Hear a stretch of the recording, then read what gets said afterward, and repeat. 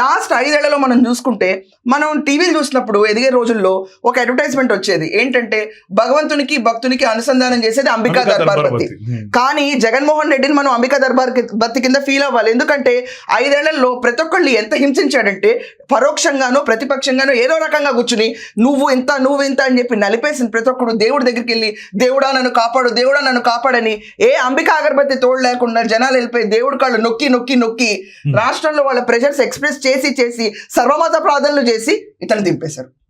అంటే ఒక రకంగా నరకం చూపించాడు 5 ఏళ్ల పాటు.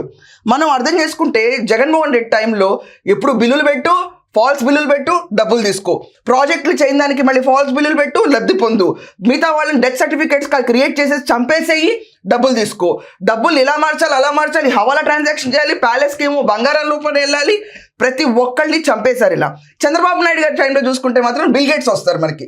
అక్కడ ఫాల్స్ బిల్లులు, ఇక్కడ బిల్ గేట్స్. ఇది కాదా డిఫరెన్స్ ఆంధ్రప్రదేశ్లో చూడాల్సింది మనం?